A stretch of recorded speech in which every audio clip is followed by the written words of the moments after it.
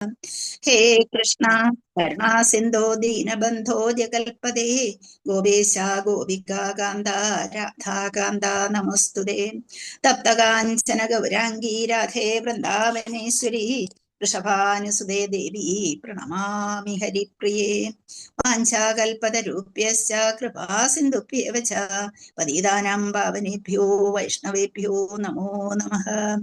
हरे कृष्ण कृष्ण कृष्ण हरे हरे हरे राम राम राम हरे हरे नारायणं नमस्कृत्य नरं चैव नरोत्तमं देवीं सरस्वतीं व्यासं ततो जयमुदीरयेत् नष्टप्रायेषु भद्रेषु नित्यं भागवत सेवया भगवत्युत्तमश्लोके भक्तिर्भवति नैष्टिकी।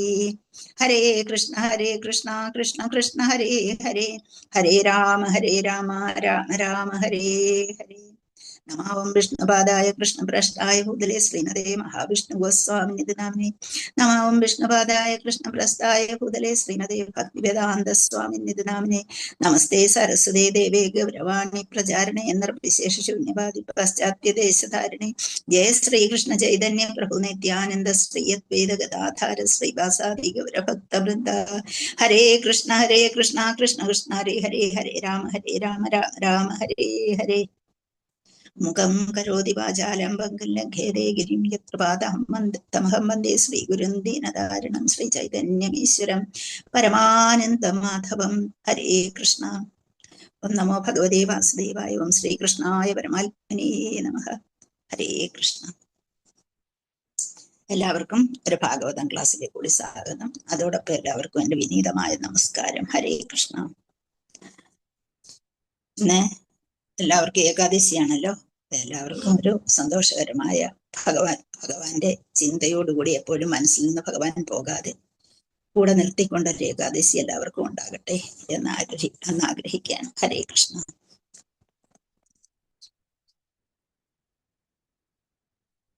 നമ്മള് പ്രഥമ സ്കന്ധത്തിലെ 18-ാം അധ്യായത്തിലെ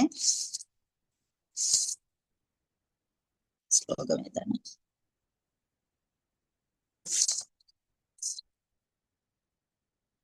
ഈ ശ്ലോകം 38ആണല്ലേ? 45 അതെ. Hare Krishna. Thank you Mataji. Hare Krishna.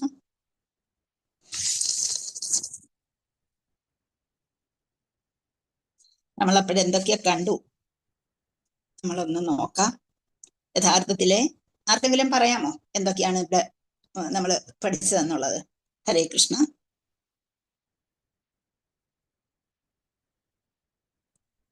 Okay. 38-ാമത്തെ ശ്ലോകം കൊണ്ട് നമുക്ക് ഒരു ടച്ചിൽ വരുന്നതാണ് 38 തൊട്ടുള്ളത്. അപ്പൊ 38-ലെ നമ്മൾ കാണുന്നത് ശൃംഗിക്ക് ബ്രാഹ്മണിക്കൽ പവർ ഉണ്ടായിരുന്നു എന്ന് കണ്ടു. അതുകൊണ്ടാണല്ലോ ശാപത്തിന് ഇത്രയും വലിയ ആരാണ് വലിയ ഒരു രാജാവിനെ, രാജാവല്ല രാജഋഷിയാണ്, അദ്ദേഹത്തെ തന്നെ ശപിക്കാൻ സാധിച്ചത് ആ ബ്രാഹ്മണിക്കൽ പവറിന്റെ ബ്രാഹ്മണീയ ശക്തി അദ്ദേഹത്തിന് ഉപയോഗിക്കാൻ കഴിഞ്ഞു. അത്രമാത്രം കൊച്ചുകുട്ടിയായിരുന്നെങ്കിലും ആ ബ്രാഹ്മണിക്കൽ പവർ അവനിൽ ഉണ്ടായിരുന്നു എന്ന് കണ്ടു. അതെങ്ങനെ കിട്ടി എന്ന് ചോദിച്ചാൽ അവന് ജന്മപരമായിട്ടും കിട്ടി. ജന്മപരം എന്ന് പറഞ്ഞാൽ എന്താണ്? അവൻ ബ്രാഹ്മണനാണ്. അപ്പൊ ഉറച്ച ബ്രാഹ്മണനാണ്. അതുകൊണ്ട് അവന് ആ ബ്രാഹ്മണപരമായിട്ട് അവന് എന്ത് കിട്ടി? ആ ബ്രാഹ്മണിക്കൽ പവർ കിട്ടിയിരുന്നു. അതുകൂടാതെ പിന്നെന്താണ്? ബ്രാഹ്മണത്വത്താലും കിട്ടി, കുടുംബപരമായിട്ടും കിട്ടി എന്നാണ് പറയുന്നത്. ജന്മപരമായിട്ടും കിട്ടി, ബ്രാഹ്മണത്വത്താലും കിട്ടി എന്ന് പറയുന്നു. അപ്പൊ അങ്ങനെ ഉള്ള ഒരു കുട്ടിയാണ് നമ്മളിവിടെ കാണുന്നത്. പക്ഷേ അവൻ എന്ത് കുറവുണ്ടായിരുന്നു? ആ കുട്ടിക്ക് സംസ്കാരത്തിന് അല്പം കുറവുണ്ടായിരുന്നു. പല ആൾക്കാരുമായിട്ട് അവന് എന്തുണ്ടായില്ല? കൂടുതൽ ബന്ധപ്പെടാനുള്ള സൗകര്യം അവന് കിട്ടിയിരുന്നില്ല. അതുകൊണ്ട് അവന് അവിടുത്തെ ആ ഓടി നടന്ന് കളിക്കുന്ന കുട്ടികളുമായിട്ടുള്ള ബന്ധമാണ് അവനുണ്ടായിരുന്നത്. അതുകൊണ്ട് അവന് സംസ്കാരത്തിന് അല്പം കുറവുണ്ടായിരുന്നു എന്ന് നമ്മൾ കണ്ടു. അപ്പൊ അതുകൂടാതെ അനുഭവജ്ഞാനവും കുറവായിരുന്നു. ഇൻഎക്സ്പീരിയൻസ്ഡ് ആണെന്ന് കണ്ടു, അല്ലെ?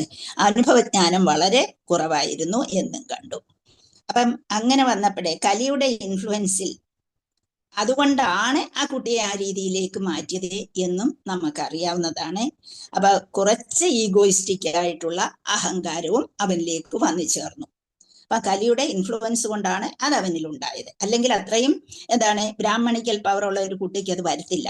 പക്ഷെ കലിയുടെ ഇൻഫ്ലുവൻസ് കൊണ്ട് അവന് എന്തുണ്ടായി? ഒരു ഈഗോയിസ്റ്റിക് ആയിട്ടുള്ള ഒരു സ്വഭാവം അവനിൽ ഉണ്ടായി.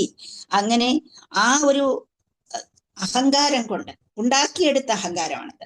അപ്പൊ അങ്ങനെയുള്ള അഹങ്കാരം കൊണ്ട് അവൻ എന്താണ് ചെയ്തത് എന്ന് നമ്മൾ അവിടെ കണ്ടു. അപ്പം ശൃംഗയുടെ പ്രൗഡായിട്ടുള്ള അഹന്തയേറിയ വാക്കുകൾ നമ്മൾ കണ്ടു അല്ലേ?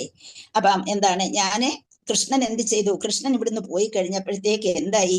ഇവിടുത്തെ കാര്യങ്ങൾ നോക്കാനൊന്നും ആളില്ലാതെയായി. അതുകൊണ്ടാണ് രാജാക്കന്മാരിങ്ങനെ തോന്നിവാസം കാണിക്കുന്നത്. അവരെ ഞാനിപ്പോ കാണിച്ചു കൊടുക്കാം എന്നൊക്കെയുള്ള രീതിയിൽ സംസാരിക്കുന്ന ഒരു അഹങ്കാരവും അവനിലേക്ക് വന്നു ചേർന്നു. അപ്പൊ അത് കൂടാതെ അവൻ പറയുന്നു, കലയുടെ അങ്ങനെയുള്ള ഈഗോയിസ്റ്റിക് പവർ കൊണ്ട് അവൻ നല്ല റെഡ് ഹോട്ട് ഐസോടുകൂടി, ചുവന്ന കണ്ണുകളോടുകൂടി, അവൻ ദേഷ്യം കൊണ്ട് കണ്ണുകൾ ചുവന്ന് തുടിത്തിരുന്നു. അങ്ങനെ ആ ചുവന്ന കണ്ണുകളോടെ കോപിഷ്ഠനായി എന്ത് ചെയ്തു? കൗശിക നദിയിലെ അല്പം ജലം എടുത്തിട്ട് അവൻ ഉറച്ച ശബ്ദത്തിൽ അവൻ ശാപം കൊടുക്കുന്നതാണ് നമ്മൾ കണ്ടത്. അപ്പൊ ഇതെല്ലാം നമ്മൾ കണ്ടു. ഈ ശ്ലോകങ്ങളെല്ലാം കഴിഞ്ഞു. അങ്ങനെ ശൃംഗയുടെ വാക്കുകൾ എന്തായിരുന്നു? റൂളേഴ്സ് സിൻഫുൾ ആയിരിക്കുന്നു എന്ന് വെച്ചാൽ പാപം ചെയ്യുന്നവരായിരിക്കുന്നു.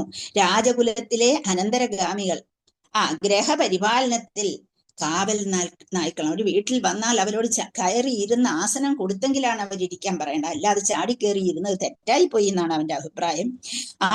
അപ്പം അത് അകത്ത് കടന്നത് എന്തിന്? എൻ്റെ അച്ഛൻ ഇരുന്ന്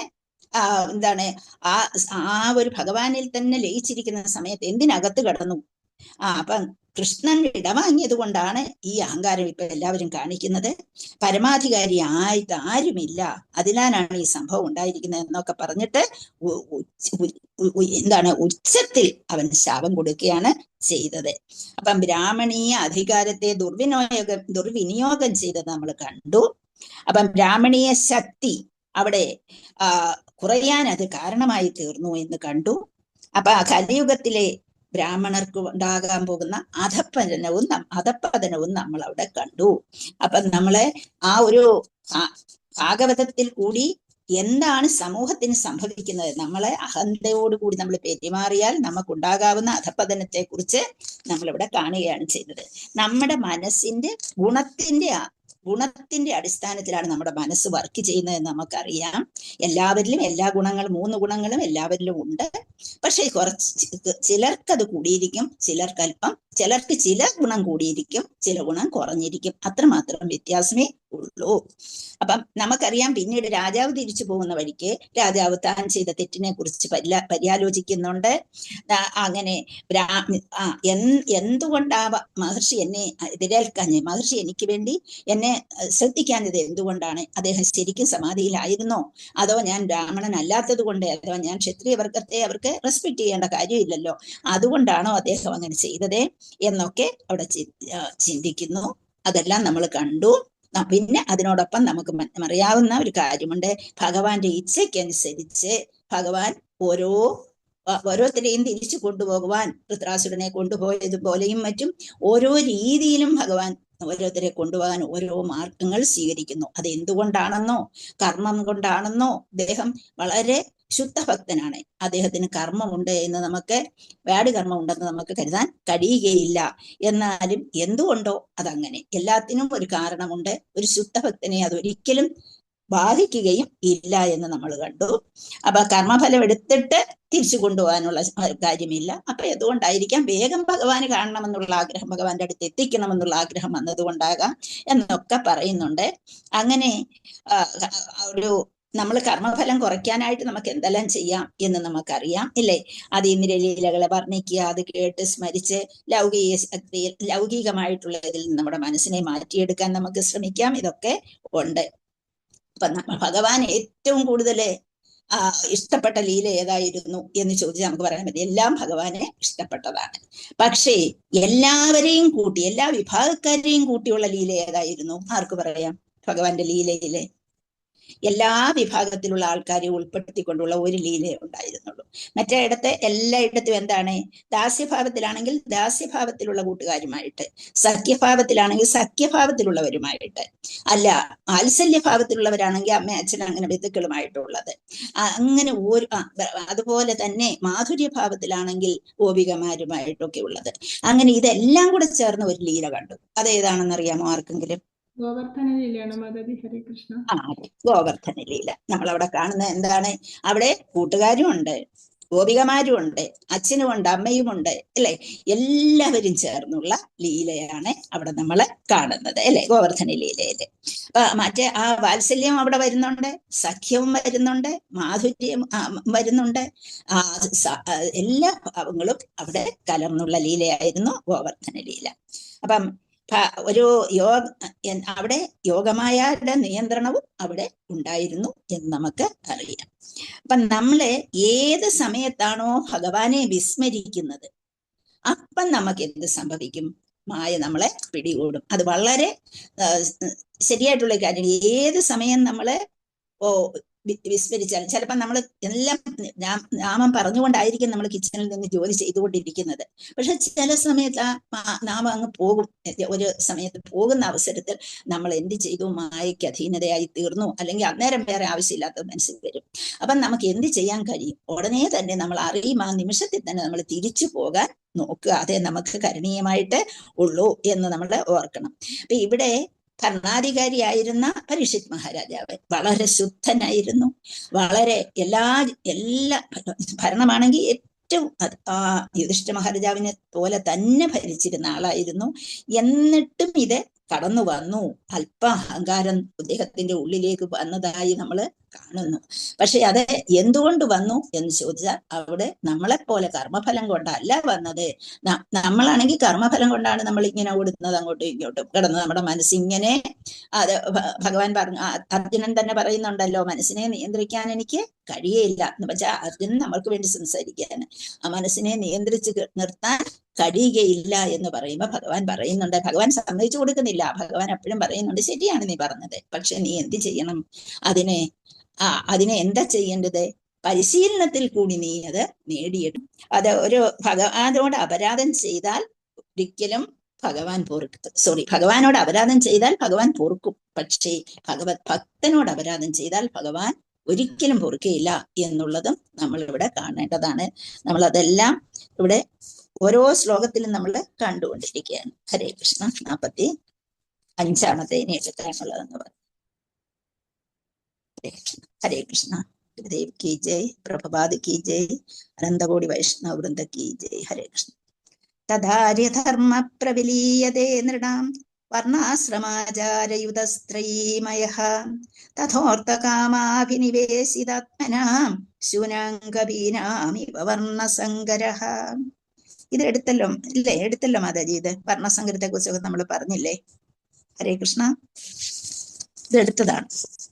47 വരെ എടുത്തു മാതാജി. 48 ഞാൻ എടുത്തത്. ഇനി എടുക്കാനുള്ളത് 48. അപ്പൊ കഴിഞ്ഞ ശ്ലോകത്തിൽ നമ്മൾ കണ്ടത് എന്താണ്? സർവപാപങ്ങളിൽ നിന്നും മുക്തനായവനും ഭഗവത് ആജ്ഞാനുവർത്തിയും സംരക്ഷണാർഹനുമായ ഒരു വ്യക്തിയെ ശപിച്ച് കൊടിയ അപരാധം ചെയ്ത വിവേകശൂന്യനും അപക്വനുമായ ബാലന് മാപ്പ് നൽകണമെന്ന് ഋഷി സർവവ്യാപിയായ പരമദിവ്യോത്തമ പുരുഷനോട് തന്റെ മകൻ വളരെയധികം തെറ്റാണ് ചെയ്തിരിക്കുന്നത് എന്ന് അദ്ദേഹം കണ്ടു. നമ്മൾ അതെല്ലാം പറഞ്ഞിരുന്നു അല്ലേ? അപ്പൊ അതുകൊണ്ട് പൊള്ളയായ ശ്രേഷ്ഠത്വഭാവത്തോടും വിഡ്ഢിയായ ബ്രാഹ്മണപുത്രൻ മഹാപരാധം പ്രവർത്തിച്ചുവെന്നും ശുദ്ധഭക്തനെ ശിക്ഷിക്കുന്ന ഒരു വ്യക്തിക്കും ഭഗവാൻ ഒരിക്കലും മാപ്പ് കൊടുക്കുകയില്ല എന്നും അവിവേകിയാണ് ശൃംഗിയെന്നും രാജാവിനെ ശപിച്ചതിലൂടെ വെറും ഒരു ശാപം മാത്രമല്ല, മഹാപരാധമാണ് അവൻ ചെയ്തിരിക്കുന്നത് എന്നും അദ്ദേഹം മനസ്സിലാക്കി. തന്റെ പുത്രനെ അവന്റെ പാപപ്രവൃത്തിയിൽ അവൻ അകറ്റിട്ടു പോയി. എങ്ങനെ ഒരു ബാലനാണ്, അറിവില്ലായ്മ കൊണ്ട് സംഭവിച്ചു പോയി. അവനെ തെറ്റ് ചെയ്യാൻ അവന്റെ തെറ്റിനെ പൊറുക്കേണ്ടതാണ് എന്ന് പറഞ്ഞു. അപ്പം ഭഗവാനോട് ക്ഷമ ചോദിച്ചുകൊണ്ട് ആ കുട്ടിക്ക് അറിവില്ലായ്മ കൊണ്ട് ചെയ്തതാണ് എന്ന് പറയുന്നു. ഇപ്പം ഇതിനകത്ത് തന്നെ പറയുന്നുണ്ട്, ബ്രാഹ്മണർ ഭഗവാന്റെ സാമൂഹ്യ വ്യവസ്ഥയുടെ ശിരസ്സാകയാൽ നമുക്കറിയാം ഏറ്റവും ഉന്നതമായ സാമൂഹ്യ വ്യവസ്ഥയിൽ വർണ്ണാശ്രമ വ്യവസ്ഥിതിയിലെ ഏറ്റവും ഉന്നതമായ സ്ഥാനത്ത് നിൽക്കുന്നത് ബ്രാഹ്മണരാണ് എന്ന് നമുക്കറിയാം. ശിരസ്സാണ്. ബാഹുക്കളാണ് ആരെ? എന്ത്? ഭഗവാൻ ക്ഷത്രിയരെ ഭഗവാന്റെ ബാഹുക്കളാണ്. ഇവിടെ ഏറ്റവും ഉന്നതമായ സ്ഥാനത്താണ് അവർ നിൽക്കുന്നത് എന്നും അവരുടെ ആജ്ഞാനുവർത്തികളെ അപ്പൊ സാമൂഹ്യ വ്യവസ്ഥയുടെ ശിരസ്സായതുകൊണ്ട് ശപിക്കാനല്ല, മറിച്ച് സംരക്ഷിക്കാൻ നിർദ്ദേശിച്ചിട്ടുള്ളവരാണ് എന്ന് പറയുന്നത്. അപ്പൊ ആരെ? ബ്രാഹ്മണര്. ശപിക്കാൻ വേണ്ടിയല്ല അവർ വരണ്ടത്. പക്ഷേ പിന്നെ അവിടെ ഒരു ശ്രീല പ്രഭുപാദര് പറയുന്നുണ്ട്, എന്താണ്? ശപിച്ചേക്കാവുന്ന സന്ദർഭങ്ങളുണ്ട്, അല്ലെ? അത് ആരുടെ സാധ്യമാണ്? ഞാൻ പറഞ്ഞിരുന്നു. അതാരെ കുറിച്ചാണ് അവിടെ ശപിച്ചേക്കാവുന്ന സന്ദർഭം? ഒരു രാജാവിനെ കുറിച്ച് പറഞ്ഞു. ആരാണ്? പ്രത്യേകം പറഞ്ഞു. അദ്ദേഹത്തിന്റെ അടുത്ത പിൻഗാമി ഭഗവാന്റെ അവതാരമായിട്ടാണ് വന്നത്. നമ്മളിത് കേട്ടിട്ട് അങ്ങ് പോകും. Thank you Mataji. ഹരേ കൃഷ്ണ. വളരെ സന്തോഷം. അപ്പം വേന മഹാരാജാവിനെ കുറിച്ചാണ് പറഞ്ഞത്. വേന മഹാരാജാവ് എന്താണ്? അധർമ്മിയായിരുന്നു. അദ്ദേഹം ചെയ്ത അധർമ്മത്തിന് കണക്കില്ല. അപ്പൊ അങ്ങനെയുള്ള അവസരത്തിൽ അദ്ദേഹത്തെ എങ്ങനെയെങ്കിലും രക്ഷിക്കാനായിട്ട് ആര് നോക്കി? പിന്നെയും പറയുകയാണ്, അത് ഇങ്ങനെയുള്ള സന്ദർഭങ്ങൾ നമ്മുടെ മനസ്സിൽ പിടിച്ചു വെക്കേണ്ടതാണ്. അപ്പം വേന മഹാരാജാവ് ഇത്രയും അധർമ്മിയായി അദ്ദേഹത്തെ എങ്ങനെയെങ്കിലും തിരിച്ചു കൊണ്ടുവരാനായിട്ട് ആകുന്ന പണി, നമ്മൾ പറയും ആകുന്ന പണി 58 നോക്കിയിട്ട് അവനെ കൊണ്ടുവരാൻ പറ്റില്ല. അങ്ങനെ പറയുന്നത് പോലെ അവനെ നന്നാക്കാൻ നോക്കി. ഒരു രീതിയിൽ നന്നാവില്ല എന്ന് കണ്ടപ്പോഴാണ് അവരെ വധിക്കാൻ, മന്ത്രങ്ങൾ ചൊല്ലി വധിക്കാൻ തയ്യാറാകുന്നത് എന്ന് നമ്മൾ കണ്ടു. അപ്പൊ അതിൽ നിന്ന് പിന്നെ നമുക്ക് പൃഥു മഹാരാജ് വരുന്നതും ഒക്കെ നമ്മൾ നേരത്തെ പല പ്രാവശ്യം നമ്മൾ പറഞ്ഞിട്ടുള്ളതാണ്. പിന്നെ ഇവിടെ പറഞ്ഞത് ഒരു തന്റെ ശുദ്ധഭക്തനെ ശിക്ഷിക്കുന്ന ഒരു വ്യക്തിക്കും ഭഗവാൻ ഒരിക്കലും മാപ്പ് കൊടുക്കുകയില്ലെന്നും മഹാരാധം പറഞ്ഞുപോയി എന്നും ഒക്കെ പറഞ്ഞിട്ട് അദ്ദേഹം എന്ത് ചെയ്യുകയാണ്? ദുഃഖിക്കുകയാണ്. തന്റെ മകൻ ഇത് ചെയ്തല്ലോ, ഇത്രയും വലിയൊരു രാജാവിനോട് ഇത് ചെയ്തല്ലോ എന്നുള്ള സങ്കടമാണ് എനിക്ക് ഉണ്ടായത്. അപ്പൊ ഇനി നമ്മൾ നല്ലൊരു ശ്ലോകമാണ് പഠിക്കുന്നത്. എല്ലാ ശ്ലോകങ്ങളും നല്ലതാണ്. പക്ഷെ ഭഗവാന്റെ അനുഗ്രഹത്താൽ ഇന്നത്തെ ദിവസം ഏകാദശി ദിവസമായിട്ട് ഈ ശ്ലോകം നിങ്ങൾ കാണാതെ പഠിക്കണം. ഏറ്റവും നല്ലൊരു ശ്ലോകമാണ്, നമ്മുടെ മനസ്സിൽ നിൽക്കേണ്ടതാണ്. അങ്ങനെയുള്ള ഒരു ശ്ലോകം. സ്ഥിരസ്കൃതാ വിപ്രലബ്ധ സപ്താക്ഷിപ്താ ഹതാവി ന്യാസതത് പ്രതികുർവന്തി തദ്ഭക്ത പ്രഭവോഭിഃ. തിരസ്കൃതാ വിപ്രലബ്ധ സപ്താക്ഷിപ്താ ഹതാവി ന്യാസ്യതത് പ്രതികുർവന്തി തദ്ഭക്ത പ്രഭവോഭിഃ. തിരസ്കൃത അപകീർത്തിക്കപ്പെട്ടാലും, ഇപ്പൊ നമ്മളെ ആരെങ്കിലും കളിയാക്കി, മറ്റുള്ളവർ നമ്മളെ കുറിച്ച് ആവശ്യമില്ലാത്ത കാര്യങ്ങളൊക്കെ പറഞ്ഞ് കളിയാക്കിയാലും, വിപ്രലബ്ധ നമ്മളെ വഞ്ചിച്ചാലും, ശപിക്കപ്പെട്ടാലും, ക്ഷിപ്ത അവഗണന കൊണ്ട് നമുക്ക് മനോവ്യഥ ഉണ്ടാക്കിയാലും, ഹത അല്ല വധിച്ചാൽ പോലും, ഹത അപി ഇതൊക്കെ ചെയ്താൽ പോലും, പിന്നെയോ നാസ്യത പ്രതികുർവന്തി ന അസ്യ ഒരിക്കലും, അസ്യ ഇവയ്ക്കൊക്കെയും ഈ പ്രവർത്തികൾക്കൊക്കെയും തത്പ്രതികുർവന്തി അവരെ, പ്രതികുർവന്തി എന്ന് വെച്ചാൽ പ്രതിരോധിക്കുന്നതിനെ പ്രതികുർവന്തി തദ്ഭക്ത എന്ന് വെച്ചാൽ ഭക്തരുടെ, അത് അവരുടെ ഭഗവാന്റെ, തത് എന്ന് വെച്ചാൽ ഭഗവാന്റെ ഭക്തന്മാർ, ഭക്തരുടെ പ്രബലമായ അപി എങ്കിലും, ഹി തീർച്ചയായും, തിരസ്കൃത വിപ്രലബ്ധ സപ്താക്ഷിപ്താ ഹതാപി നാസ്യതത് പ്രതികുർവന്തി തദ്ഭക്ത പ്രഭവോഭിഃ. ഹരേ കൃഷ്ണ. ശ്ലോകം വായിക്കൂ വസന്തമാതാജി. ഓം നമോ ഭഗവതേ വാസുദേവായ. ശ്ലോകം 48. തിരസ്കൃത വിപ്രലബ്ധ സപ്താക്ഷിപ്താ ഹതാവി നാസ്യതത് പ്രതികുർവന്തി തദ്ഭക്ത പ്രഭവോഭിഃ. ഹരേ കൃഷ്ണ മാതാജി. ഹരേ കൃഷ്ണ. ഹരേ കൃഷ്ണ. ശാന്തി മാതാജി ഉണ്ടോ? ഹരേ കൃഷ്ണ. ആരുമില്ല. ബിന്ദുപ്രഭ മാതാജി. ഞാൻ വായിക്കട്ടെ മാതാജി? വായിച്ചോളൂ. തിരസ്കൃത വിപ്രലബ്ധ ശബ്ദാക്ഷിപ്താ ഹതാപി ന്യാസ്യ തത് പ്രതികുർവന്തി തദ്ഭക്താ പ്രഭവോഭിഃ. ഹരേ കൃഷ്ണ. ഹരേ കൃഷ്ണ മാതാജി. ഞാൻ വായിക്കട്ടെ മാതാജി? ഓക്കെ, വായിച്ചു. ഓം നമോ ഭഗവതേ വാസുദേവായ. തിരസ്കൃതാ വിപ്രലബ്ധ സപ്താക്ഷിപ്താ ഹത അഭി നാസ്യ തത് പ്രകുർവന്തി തദ്ഭക്താ പ്രഭവോ അഭിഭി. ഹരേ കൃഷ്ണ. കൃഷ്ണ ഹരേ കൃഷ്ണ. മാതാജി, ഞാൻ ശാന്തി ഹരേ മാതാജി കൃഷ്ണ. വായിക്കുന്നു. വായിച്ചു. തിരസ്കൃത്വാ വിപ്രലബ്ധ ശബ്ദ ക്ഷിപ്താ ഹതാ അഭി നാസ്യ തത് പ്രതികുർവന്തി തദ്ഭക്താ പ്രഭവോഭിഹി. ഹരേ കൃഷ്ണ മാതാജി. ഹരേ കൃഷ്ണ. ഹരേ കൃഷ്ണ. അപ്പൊ നമ്മളിവിടെ വിവർത്തനം, translation and purpose. Shri Bhaktivedanta Swami Srila പ്രഭുപാദി കി ജയ്, ഗുരുദേവ് കി ജയ്, പ്രഭുപാദി കി ജയ്, അനന്തകോടി വൈഷ്ണവ വൃന്ദ കി ജയ്. ഹരേ കൃഷ്ണ. അപ്പം തിരസ്കൃത, അപകീർത്തിപ്പെടുത്തിയാലും വഞ്ചിച്ചാലും അവഗണിച്ചാലും അപമാനിച്ചാലും ശല്യപ്പെടുത്തിയാലും അല്ലെങ്കിൽ വധിച്ചാൽ പോലും പ്രതികാരബദ്ധരാകാത്ത വിധം സഹനശക്തിയുള്ളവരാണ് ഭഗവത് ഭക്തരെന്ന് പറയുന്നത്. അപ്പൊ ഭഗവത് ഭക്തരുടെ സ്വഭാവമാണ് ഇവിടെ പറഞ്ഞിരിക്കുന്നത്. അപ്പൊ നമ്മളൊക്കെയും ഭഗവത് ഭക്തരാകാൻ ശ്രമിക്കുകയാണ്. ആയോ ഇല്ലയോ എന്നുള്ളത് പിന്നത്തെ കാര്യം. ഭഗവത് ഭക്തരാകാനാണ് നമ്മൾ ശ്രമിച്ചുകൊണ്ടിരിക്കുന്നത്. അപ്പൊ ഇങ്ങനെയുള്ള സാഹചര്യങ്ങൾ എന്തെങ്കിലും വന്നു കഴിഞ്ഞാൽ, അപ്പൊ എന്റെ ഭക്തി, ഞാൻ എന്തിനാണ് ഈ ഭക്തി ചെയ്യുന്നത് എന്നുള്ള തോന്നൽ നമ്മുടെ മനസ്സിൽ ഉണ്ടാകാതെ അപ്പൊ അങ്ങനെ അത് വരാതിരിക്കാൻ വേണ്ടി നമ്മൾ എന്താ ചെയ്യേണ്ടത്? എന്തെങ്കിലും വന്നാലും നമ്മളെ അത് ബാധിക്കുന്നില്ല, അവരെന്തോ പറഞ്ഞോട്ടെ, അല്ലെ അവരെന്തോ ചെയ്തോട്ടെ, അങ്ങനെ അത് അവരുടെ കുറ്റമാണ്, നമ്മുടെ കുറ്റം കൊണ്ടല്ല, അവരുടെ മനസ്സാണ്. ആ രീതിയിൽ വിട്ടെങ്കിലേ ഒരു ഭഗവത് ഭക്തനാകുന്നുള്ളൂ. നമ്മളെ കൊണ്ട് അത് സാധിക്കുമോ? നമുക്ക് പറ്റില്ല, ഇല്ലേ? നമ്മൾ ആരെങ്കിലും നമ്മളെ എന്ത് പറഞ്ഞാൽ നമുക്ക് രണ്ട് പറയണമെന്നുള്ള ചിന്താഗതിയാണ് നമുക്ക് വരിക. അപ്പൊ അതുകൊണ്ട് നമ്മളൊരു ഭഗവത് ഭക്തനാണെന്ന് അവിടെ പറയാൻ പറ്റുമോ എന്ന് നമ്മൾ ആലോചിക്കണം. അപ്പൊ നമ്മള് ഇതിപ്പം ഒരു എന്താണ്, ഈ കുട്ടി തന്നെ കാണിച്ചത് കണ്ടോ? അവനെ നല്ല രീതിയിൽ വളർത്തിയെടുത്തതാണ്. അവന് എന്താണ് നല്ല ജീവിതമുള്ള ഇതിലേക്ക് വരേണ്ടതാണ്. അങ്ങനെയുള്ളവനാണ് ഈ ശാപം കൊടുക്കാൻ മുതിർന്നിരിക്കുന്നത് എന്ന് നമ്മൾ കണ്ടു.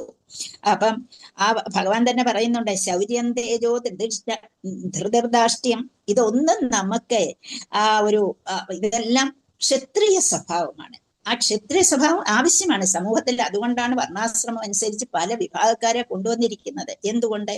സമൂഹത്തെ സംരക്ഷിക്കണമെങ്കിൽ നമ്മൾ അപ്പോഴെന്ത് വേണം? നമ്മൾ ചെയ്യേണ്ട സമയത്ത് നമ്മളെ ഉപദ്രവിക്കാൻ വരുന്നവരെ നമ്മൾ തിരിച്ചു ചെയ്യാനുള്ള ശക്തി അവരിലുണ്ടാകും.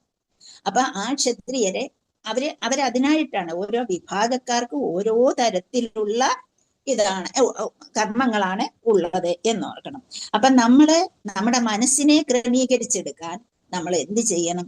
ഭഗവാനെ മനസ്സിലിട്ടിരിക്കുന്ന ഒരു വ്യക്തിക്ക് തിരിച്ചുടനെ ചെയ്യാനുള്ള ഒരിത് ഉണ്ടാകരുത്, ഒരു ത്വരയുണ്ടാകരുത്. ത്വരയാണ് അവിടെ വരുന്നത്. അത് ഉണ്ടാകാതിരിക്കാൻ നമ്മൾ ശ്രമിക്കണം എന്നുള്ളതാണ്. സഹനശക്തി നമുക്കവിടെ ആവശ്യമായിട്ട് വരുന്നു. ഭക്തപാദാംബുജങ്ങളിൽ അപരാധം പ്രവർത്തിച്ച വ്യക്തിയോട് ഭഗവാൻ ഒരിക്കലും ക്ഷമിക്കുകയില്ലെന്ന് ശമീക ഋഷിക്ക് നല്ലവണ്ണം അറിയാമായിരുന്നു. കാരണം ഒരിക്കലും എവിടെയായാലും എൻ്റെ ഭക്തൻ ഞാനിൽ നിന്ന് അന്യനല്ല, എനിക്ക് ഭക്തന്മാരെ കുറിച്ചേ അറിയത്തുള്ളൂ, ഭക്തൻ എന്നെ കുറിച്ചുമേ അറിയത്തുള്ളൂ, അതല്ലാതെ എനിക്കൊന്നും അറിയില്ലെന്ന് വരെ ഭഗവാൻ പറഞ്ഞിട്ടുണ്ട്, അല്ലേ? അപ്പൊ നമ്മൾ ആ ശ്ലോകം എല്ലാം പഠിച്ചതാണ്.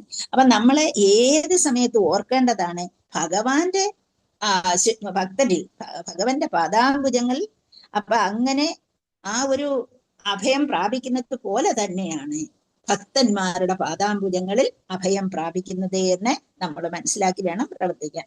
അപ്പൊ ഭക്തനിൽ അഭയം പ്രാപിക്കണമെന്ന നിർദ്ദേശം മാത്രമേ ഭഗവാൻ നൽകുകയുള്ളൂ. പരീക്ഷിത് മഹാരാജാവ് ബാലനെ തിരിച്ച് ശപിക്കുകയാണെങ്കിൽ ഒരുപക്ഷെ അവൻ രക്ഷപ്പെട്ടേക്കുമെന്ന് അദ്ദേഹം സ്വയം വിചാരിച്ചു. അപ്പം അദ്ദേഹം അവിടെ നിന്ന് ഇങ്ങനെ ഓരോന്ന് മനസ്സിൽ കൂട്ടുക.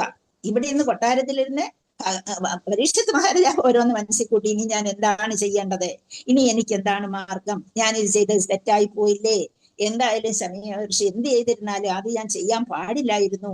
അപ്പൊ ആ ഒരു ഇൻഫ്ലുവൻസ് കൊണ്ട്, ആ സമയത്തുണ്ടായ കലിയുടെ ഇൻഫ്ലുവൻസ് കൊണ്ടോ അല്ലെങ്കിൽ ഭഗവാന്റെ വിപ്രേരണ കൊണ്ടോ അത് സംഭവിക്കുകയും ചെയ്തു. അങ്ങനെ ബ്രാഹ്മണ ശാപം കിട്ടി. അപ്പൊ എന്നുള്ളതും അദ്ദേഹം ഓർക്കുകയാണ്. ഇവിടെ അധികാരം വിനിയോഗം ചെയ്ത് ഒരു ഭാഗത്ത് ബ്രാഹ്മണൻ നിൽക്കുന്നു, ഒരു ഭാഗത്ത് ക്ഷത്രിയൻ ഞാൻ തെറ്റ് ചെയ്തല്ലോ എന്നോർത്ത് പശ്ചാത്തപിക്കുന്നതായി നമ്മളിവിടെ കാണുന്നു. അപ്പം അങ്ങനെ ആ ഒരു കലിയുഗത്തിലെ ബ്രാഹ്മണന്റെ വ്യത്യാസവും കലിയുഗത്തിലെ ക്ഷത്രിയന്റെ ഭാവവുമാണ് നമ്മളിവിടെ കാണുന്നത്. അപ്പം അങ്കിര മുനിയുടെ അങ്കിരസിന്റെ വംശത്തിൽപ്പെട്ടവനായിരുന്നു ഈ കുട്ടി അല്ലെങ്കിൽ ശമീക ഋഷി. നമുക്കറിയാം, ഇപ്പൊ നമ്മുടെ ഇവിടെ മാത്രമേ ഉള്ളൂ ഏത് ഏത് വംശം എന്ന് ചോദിക്കാത്തത്. കാരണം നോർത്ത് ഇന്ത്യയിലൊക്കെ ആണെങ്കിൽ രാത്രിയുടേത് അല്ലെങ്കിൽ ഓരോരുത്തരുടെയും ഓരോ മഹർഷിമാരുടെയും ഓരോ ഋഷിമാരുടെയും വംശത്തിൽപ്പെട്ടവരാണ് ഓരോ വർഗ്ഗക്കാരും. പ്രത്യേകിച്ച് അവർ നമുക്ക് വില തരാത്തത് എന്തുകൊണ്ടെന്ന് വെച്ചാൽ നമുക്ക് പ്രത്യേകമായി എടുത്തു പറയത്തക്ക രീതിയിൽ നമ്മൾ അതിനെ മൈൻഡ് സെറ്റ് ചെയ്തിട്ടില്ല. കാരണം നമ്മളെ ഏത് വർഗത്തിൽപ്പെട്ടവരാണ് എന്ന് ചോദിച്ചാൽ നമുക്ക് പറയാൻ നമ്മളിപ്പോ ഇവിടെ എന്താ പറയുക, ഒന്നേ ക്രിസ്ത്യൻ ആണല്ലേ, മുസ്ലിം ആണല്ലേ, ഹിന്ദു ആണ്, ഇതേ നമുക്കുള്ളൂ. അതേസമയം അവിടെ അങ്ങനെയല്ല, ഞാൻ ഇന്ന ഗോത്രത്തിൽപ്പെട്ടവനാണ്, അങ്കിരസിന്റെ ഗോത്രത്തിൽപ്പെട്ടവനാണ് എന്നിവിടെ പറയുന്നു. അങ്കിരമുനിയുടെ വംശജനായ മുനി ഇത് കേട്ട് അപ്പം ഈ കുട്ടി ചെയ്തതിനെ കുറിച്ച് ഓർത്ത് ഇത് ഭയങ്കരമായിട്ട് ഉണർന്നപ്പോ തന്നെ അദ്ദേഹം മകനെ കാണുന്നു, മകൻ വിളിച്ചു പോയിക്കൊണ്ട് വരുന്നത് കാണുന്നു, തന്റെ കഴുത്തിൽ ആ നിർജീവ സർപ്പം കിടക്കുന്നു. അതിനെ അദ്ദേഹം ഒരു വിലയും കൊടുക്കാതെ അതിനെ എടുത്ത് വെളിയിൽ കളഞ്ഞു. നമ്മളാണെങ്കിൽ പേടിച്ച് വിറച്ച് അല്ലേ, അപ്പൊ എടുത്ത് വെളിയിൽ കളഞ്ഞു. അപ്പൊ അദ്ദേഹം അപ്പോഴും അദ്ദേഹം ചിന്തിക്കുന്നത് മകൻ ചെയ്ത അപരാധത്തെ കുറിച്ചാണ് അദ്ദേഹം ചിന്തിച്ചിട്ട് മകനെ ഉപദേശിക്കുന്നതായിട്ടും ഒക്കെ നമ്മൾ കാണുന്ന ഒരു ഭക്തൻ എങ്ങനെ ആയിരിക്കണം എന്നുള്ളതാണ് ഇവിടെ കാണുന്നത്. പക്ഷേ ഒന്ന് മഹാരാജാവ് തിരിച്ച് ശപിച്ചിരുന്നെങ്കിൽ എന്ന് അദ്ദേഹം ആഗ്രഹിക്കുകയാണ്. എന്റെ മകൻ രക്ഷപ്പെട്ടേനെയുമല്ലോ, അറിവില്ലാത്ത ബാലനായി പോയിട്ടല്ലേ ഇങ്ങനെ സംഭവിച്ചത് എന്നൊക്കെ പറയുകയാണ്. അപ്പം സാംസാരികമായ ലാഭനഷ്ടങ്ങളിൽ നിസ്സംഗനാണെന്ന് അദ്ദേഹത്തിന് അതൊരു ശുദ്ധ ഭക്തൻ ഒരിക്കലും അത് സംഭവിക്കില്ല എന്ന് ആർക്കറിയാം, ശമീക മുനിക്ക് അറിയാം. കാരണം എന്താണ്, അദ്ദേഹത്തിന് ലാഭമോ നഷ്ടമോ ഒന്നും ഒരു വാല്യൂ ഇല്ല. തന്നെ ഏൽപ്പിച്ച രാജ്യം എന്ന് പറയാൻ പറ്റത്തില്ല, ഈ സർവ്വലോകവും. അപ്പൊ ലോകത്തെ മുഴുവൻ ഭരിച്ചു എടുക്കുക എന്നായിരുന്നു അദ്ദേഹത്തിന്റെ ഉദ്ദേശം. അല്ലാതെ അതിൽ ലാഭനഷ്ടമൊന്നും അദ്ദേഹം നോക്കിയിരുന്നില്ല. സ്വന്തം അപകീർത്തിയെയോ ശാപത്തെയോ അവഗണനയോ ഒരിക്കലും അദ്ദേഹം കാര്യമായി എടുത്തതുമില്ല. അപ്പം ഒരു പ്രതികാര ബുദ്ധിയും അദ്ദേഹത്തിന് ഉണ്ടായില്ല എന്നുള്ളതാണ്. അങ്ങനെ വ്യക്തിപരമായ അത്തരം കാര്യങ്ങളെ സംബന്ധിച്ചിടത്തോളം അവർ അതൊന്നും ഗൗരവമായി എടുക്കുകയുമില്ല എന്നാണ് നമ്മളിവിടെ കാണുന്നത്. അപ്പം ഭഗവാനോ അല്ലെങ്കിൽ ഭഗവത് ഭക്തർക്കോ എതിരായി പ്രയോഗിക്കുന്ന യാതൊന്നും അവരുടെ മനസ്സിൽ നിന്ന് വരികയുമില്ല. അങ്ങനെ വളരെ കർശനമായ യാതൊരു നടപടിയും എടുക്കുകയുമില്ല. അപ്പൊ ഇത് തികച്ചും വ്യക്തിപരമായിട്ടുള്ള ഒരാൾ ശപിച്ചതിനെ വേണമെങ്കിൽ തിരിച്ച് ശപിക്കാൻ അദ്ദേഹം തയ്യാറാകുന്നില്ല. അപ്പൊ ഋഷിക്ക് ഇതെല്ലാം അറിയാം, എങ്ങനെയുള്ള ആളാണ് ആ രാജാവെന്നും രാജാവ് തിരിച്ചൊന്നും ചെയ്യുകയില്ലെന്നും അറിഞ്ഞുകൊണ്ട് ഈ ബാലന് മാപ്പ് കൊടുക്കണേ എന്ന് പ്രാർത്ഥിക്കുകയല്ലാതെ മഹാമുനിക്ക് ഒന്നും ചെയ്യാൻ കഴിയുമായിരുന്നില്ല അദ്ദേഹത്തിന്. അപ്പം ഏതൊരു ഋഷിയാണെങ്കിലും അല്ലെങ്കിൽ മുനിയാണെങ്കിലും അവർക്ക് എല്ലാ കാര്യങ്ങളും അവർക്കറിയാം. അവരറിയാതെ ഇരിക്കുകയല്ല. ഈ രാജാവ് ഇപ്രകാരം കാടിനെയും രാജ്യത്തെയും ഒരുപോലെ സ്നേഹിക്കുന്നത് കൊണ്ടാണ് തങ്ങൾക്ക് ഇവിടെ ഇരുന്ന് ശരിക്കും എന്ത് ചെയ്യാൻ കഴിയുന്നത്, മെഡിറ്റേഷൻ യോഗ ചെയ്യാൻ ധ്യാനത്തിൽ ഇരിക്കാൻ കഴിയുന്നതെന്നും ഭഗവാനെ തന്നെ. അപ്പൊ ഭയത്തോടു കൂടി ഇരിക്കുന്ന ആൾക്കാർക്ക് അല്ലെങ്കിൽ യാതൊരു സാഹചര്യവും ഇല്ലാത്ത ആൾക്കാർക്ക്, നമ്മുടെ രാമായണത്തിലൊക്കെ കണ്ടില്ലേ, അപ്പം ദണ്ഡകാരണ്യത്തിലെ വിശ്വാമിത്രൻ രാമചന്ദ്രനെ ലക്ഷ്മണനെ ഒക്കെ കൂട്ടിക്കൊണ്ടു പോകുന്ന എന്താണ്, മുനിമാർക്ക് അവിടെ ഇരുന്ന് തപസ് ചെയ്യാൻ യാതൊരു സൗകര്യവും ഇല്ലാതെയാക്കി. അപ്പൊ അങ്ങനെയുള്ള ഒരു സാഹചര്യമാണ് എങ്കിൽ ഇവർക്ക് ഇവിടെ ഇരുന്ന് സമാധാനമായിട്ട് ഈ രീതിയിൽ ഭഗവാനെ മനസ്സിനുള്ളിൽ ദർശിക്കാൻ കഴിയുമായിരുന്നില്ല. അപ്പൊ ഇങ്ങനെ ഇരുന്ന് സുഖമായി ജീവിച്ച ഈ കുട്ടികൾ തന്നെ കൂട്ടും കൂടി അവരിങ്ങനെ നടക്കാൻ കാരണവും ഈ രാജാവ് തന്നെയാണ്.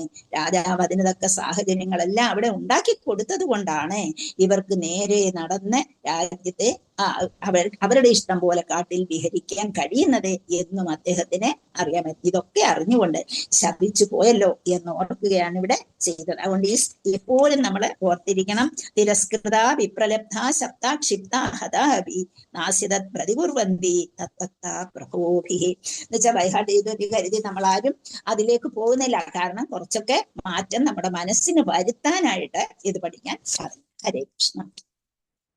ശ്ലോകം 49. ഇതി പുത്രകൃതാഖേന സോനുതപ്തോ മഹാമുനി സ്വയം വിപ്രകൃതോ രാജ്ഞാ നൈവാഖം തദചിന്തയതേ. ഇതി പുത്രകൃതാഖേന സോനുതപ്തോ മഹാമുനി സ്വയം വിപ്രകൃതോ രാജ്ഞാ നൈവാഖം തദചിന്തയതേ. ഇത് ഈ പ്രകാരം പുത്രകൃതാഖേന, പുത്രനാൽ എന്താണ് ചെയ്ത അഖം ഭാവത്തിൽ അഖം എന്ന് വെച്ചാൽ പാപം, മലയാളത്തിലും അങ്ങനെയാണല്ലോ. ഇത് ഈ പുത്രകൃതാഖേന സോനുതപ്തോ മഹാമുനിഹി. സോ അനുതപ്തോ, സഹ അനുതപ്തോ എന്നാണ് നമ്മള് അതിനെ പിരിക്കപ്പെടുക. സഹ അനുതപ്ത, സോനുത അതിനെ നമ്മൾ പറയുമ്പോ സോനുതപ്തോ എന്ന് പറയും. സഹ എന്ന് വെച്ചാൽ അദ്ദേഹം, ആ മുനി, അനുതപ്ത പശ്ചാത്തപിക്കുന്നു. അപ്പം അവിടെ ഇരുന്ന് ശമീക ഋഷി പശ്ചാത്തപിക്കുന്നതാണ് നമ്മൾ കാണുന്നത്. മഹാമുനിഹി.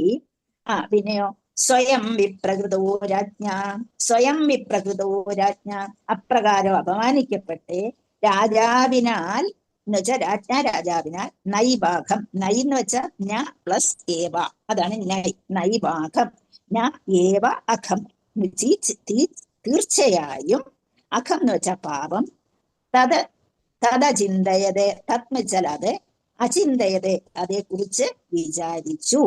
ഇത് ഈ പുത്രകൃതാഖേന സോനുതപ്തോ മഹാമുനിഹി സ്വയം വിപ്രകൃതോ രാജ്ഞ നൈവാഖം തദചിന്തയതേ. അപ്പോൾ എല്ലാം സ്വന്തം ട്രാൻസ്ലേഷൻ ഭക്തിവേദാന്ത സ്വാമി ശ്രീല പ്രഭുവാദി കി ജയ്, ഗുരുദേവ് കി ജയ്. വിവർത്തനം. സ്വന്തം പുത്രൻ പ്രവർത്തിച്ച അപരാധത്തിനെ മഹാമുനി അപ്രകാരം പശ്ചാത്തപിച്ചു. രാജാവ് തന്നോട് കാണിച്ച ധിക്കാരത്തെ അദ്ദേഹം വളരെ ഗൗരവമായി എടുത്തതേയില്ല. അല്ലെങ്കിൽ രാജാവ് ഇങ്ങനെ ചെയ്തത് എന്തിനാണ്? ഞാൻ ഭഗവാനെ ഓർത്തല്ലേ ഇരുന്നത്, ഞാൻ അറിയാഞ്ഞിട്ടല്ലേ. നമ്മളാണെങ്കിൽ പറയുന്നത് എന്താ, ഞാൻ അറിഞ്ഞോ ഭഗവാനെ ഓർത്തില്ലായിരുന്നോ, എന്തെങ്കിലും കൊണ്ട് എന്നോട് എന്തിനാണ് രാജാവ് ഇങ്ങനെ ചെയ്തത്, അതുകൊണ്ടല്ലേ എന്റെ മോൻ ശപിക്കേണ്ടി വന്നത്. ഇതൊന്നും അദ്ദേഹം സംസാരിച്ചതേ ഇല്ല. ശ്ലോകം വായിച്ചോളൂ. ഹരേ കൃഷ്ണ. ഹരേ കൃഷ്ണ.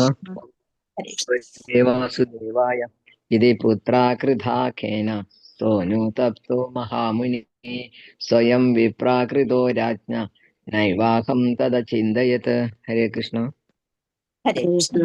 ഓം നമോ ഹരേ കൃഷ്ണ. ഭഗവതേ വായിച്ചോളൂ. വാസുദേവായ ഇതി പുത്രഖ്യാതഹേന സോ അനുതപ്തോ മഹാമുനി സ്വയം വിപ്രകൃതോ രാജ്ഞ നൈവാഖം ദദചിന്തയത്. ഹരേ കൃഷ്ണ. ഹരേ കൃഷ്ണ. ഹരേ കൃഷ്ണ മാതാജി. ഹരേ കൃഷ്ണ. വായിച്ചോളൂ. ഇതി പുത്രകൃതാഖേന സോ അനുതപ്തോ മഹാമുനിഃ സ്വയം വിപ്രകൃതോ രാജ്ഞ നൈവാഗം തദചിന്തയത്. ഹരേ കൃഷ്ണ മാതാജി. പ്രണാമം. ഹരേ കൃഷ്ണ. ഹരേ കൃഷ്ണ. നമ്മളെ ഭഗവത്ഗീതയിൽ പഠിച്ചിട്ടുണ്ട്. ഈഹൈവതൈർജിത സർഗോ യേഷാം സാമ്യേ സ്ഥിതം മനഃ നിർദോഷം ഹി സമം ബ്രഹ്മ തസ്മാത് ബ്രഹ്മണീതേ സ്ഥിത. അല്ലെ?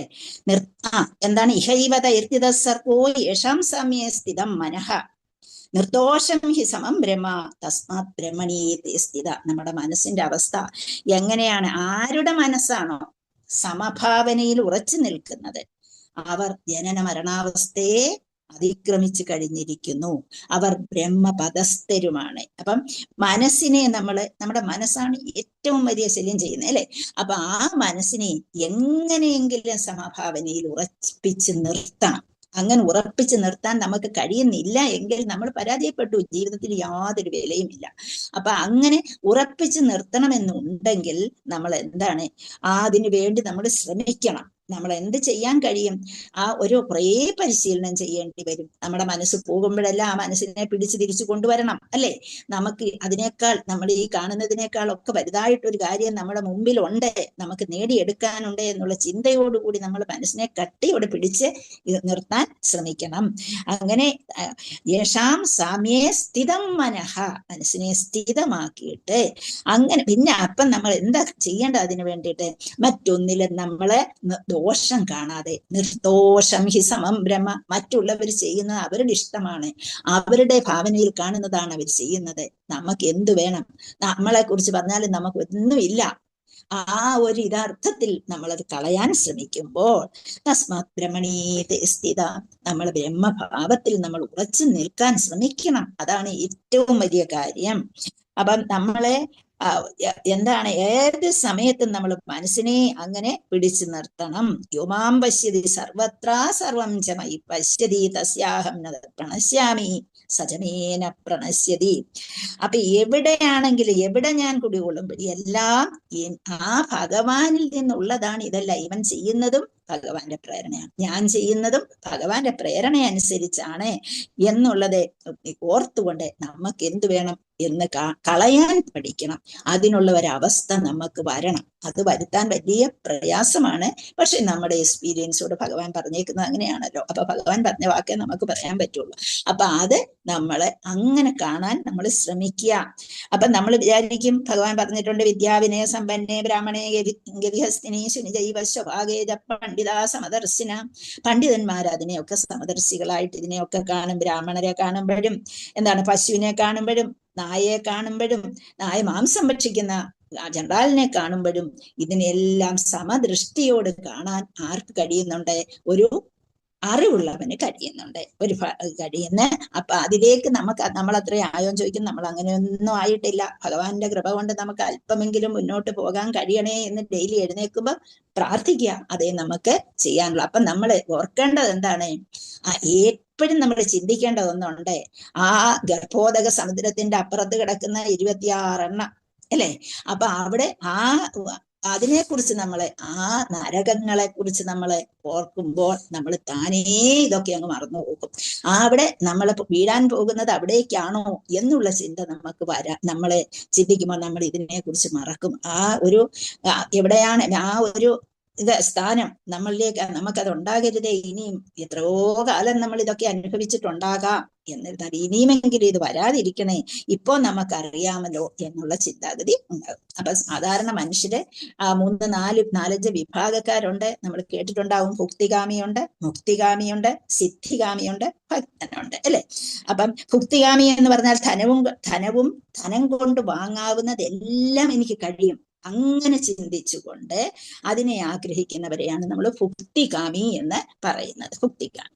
അപ്പൊ ധനത്തിന് പ്രാധാന്യം കൊടുക്കുക, എന്താണ്, കുറെ കാര്യങ്ങൾ ഇങ്ങനെ ചിന്തിച്ചു കൂട്ടി ഞാൻ ഏറ്റവും വലിയ ധനികനാകണമെന്ന് ആഗ്രഹിക്കുന്നവരെ. മുക്തികാമിയാണെങ്കിലോ അപ്പൊ മുക്തികാമി എന്ന് പറയുന്നത് ഒരു മനുഷ്യൻ മതിപ്രമത്തിൽ മുങ്ങി ഭഗ്നാശയനായി തീരുമ്പോൾ, മതിപ്രമത്തിലായിരുന്നു ഇതുവരെയും, അത് കഴിഞ്ഞ് നമ്മൾ ഭഗ്നാശയനായി തീരുമ്പോഴേ ഊഹാപോഹ തത്വശാസ്ത്രങ്ങളെയൊക്കെ സ്വീകരിച്ചിട്ട് അതിനെ അപഗ്രഥനം ചെയ്തിട്ട് അതിന്റെ സ്രോതസ് കണ്ടുപിടിച്ചിരിക്കാൻ ശ്രമിക്കുന്നു.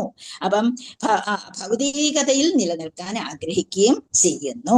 അങ്ങനെ വ്യക്തിപരമായി അവരും ആഗ്രഹം വെച്ചാൽ ഭൗതികമായിട്ട് കുറച്ച് നല്ല കാര്യങ്ങളൊക്കെ ചെയ്യും, പക്ഷേ ഭൗതികതയിൽ നിൽക്കണമെന്നും എനിക്കിതൊന്നും നഷ്ടപ്പെടരുത്. ഞാനൊരു എൻ്റെ വീട്ടിലൊരു 5 കാറുണ്ട്, അല്ലെങ്കിൽ എനിക്ക് 5 കെട്ടിടമുണ്ട്, അല്ലെങ്കിൽ എനിക്ക് പ്ലെയിൻ ഉണ്ട്, അല്ലതുണ്ട്, ഇതുണ്ട്. അപ്പൊ ഇതൊന്നും എനിക്ക് നഷ്ടപ്പെടരുത്. ആ ചിന്തയിൽ നിൽക്കുന്നതിനാണ്.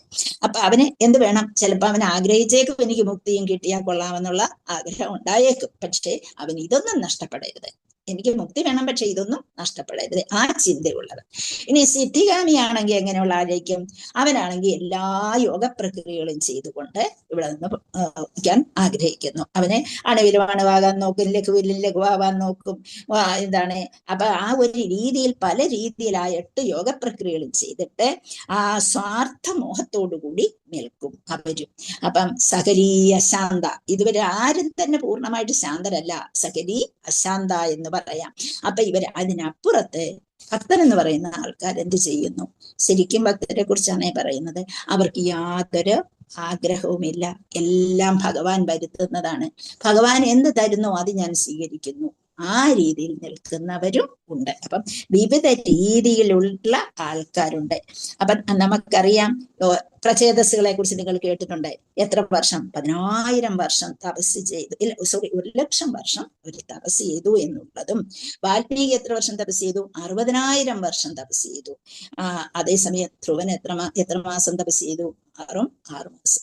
അപ്പൊ ഭഗവാനെ കണ്ടെടുക്കാൻ വേണ്ടി ഇവർ പലരും പല രീതിയിൽ തപസ്സിൽ ഉൾപ്പെടാറുണ്ട്. ഇപ്പൊ ഹിരണ്യകശിപുവിന്റെ തപസ്സിനെ കുറിച്ചൊക്കെ ലക്ഷക്കണക്കിന് വർഷങ്ങൾ അദ്ദേഹം തപസ് ചെയ്തതായിട്ടൊക്കെ നമുക്ക് അറിയാം. അപ്പൊ അതോ എല്ലാം നമ്മൾ ഓർക്കുന്നത് എന്താണ്? ഉന്നതിക്ക് വേണ്ടി ചെയ്യുകയാണ്.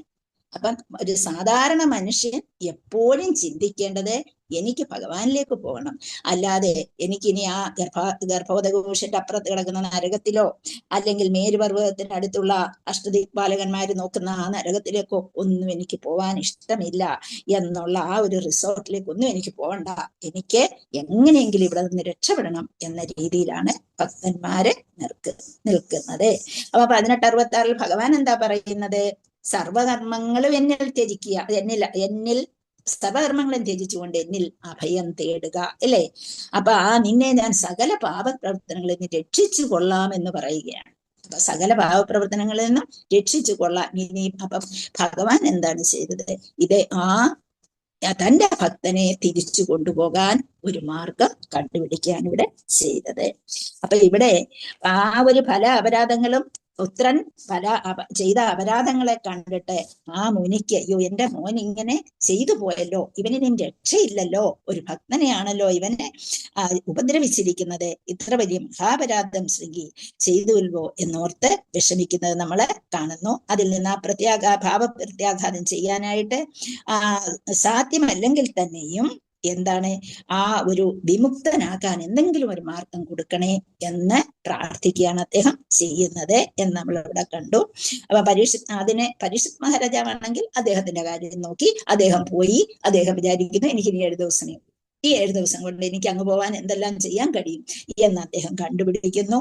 അതിനെ പരിപൂർണത നേടാൻ വേണ്ടി അദ്ദേഹം അത് ചെയ്യുന്നു. ഇവിടെ ശമീ മഹർഷി ഭഗവാന്റെ പാദത്തിൽ വീണ് പ്രാർത്ഥിക്കുന്നു, എന്റെ മകൻ ചെയ്ത അപരാധത്തിന് മാപ്പ് കൊടുക്കണേ എന്ന്.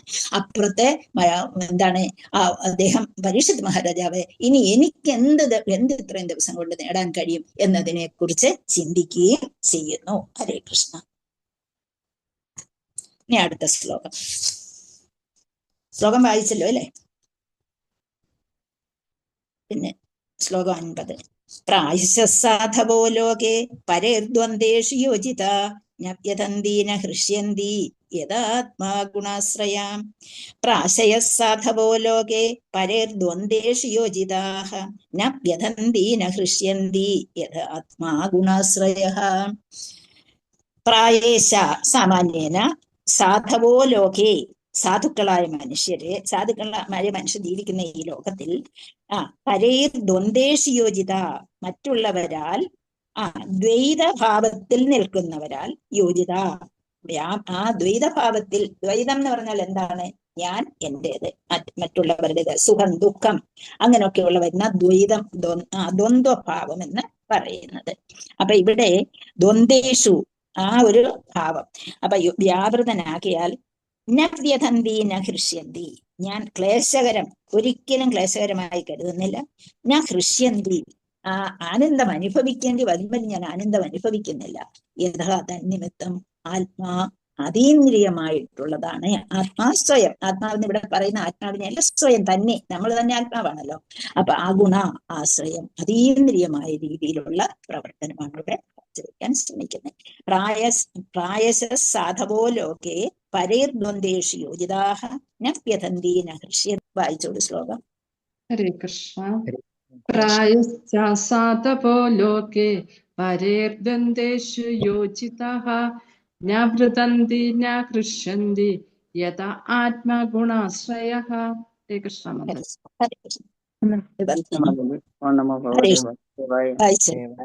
സാധവോ ലോകേ പരേർദ്വന്ദ്വേഷു യോജിതഃ ന വൃത്തന്തി ന ഹൃഷ്യന്തി യഥാ ആത്മാ ഗുണ ആശ്രയ. ഹരേ കൃഷ്ണ. ഹരേ കൃഷ്ണ. അപ്പൊ സാമാന്യേന അതീന്ദ്രിയവാദികൾ ഭൗതിക ലോകത്തെ ദ്വൈതങ്ങളിൽ മറ്റുള്ളവരാൽ വ്യാപൃതരാക്കപ്പെട്ടാൽ തന്നെയും ദുഃഖിതരാകുന്നില്ല. മാത്രവുമല്ല ആത്മജ്ഞാനവും അതീന്ദ്രിയവുമായി വ്യാപൃതരാകിയാൽ അവർ ലൗകികമായ ആനന്ദം കൈക്കൊള്ളുന്നില്ല.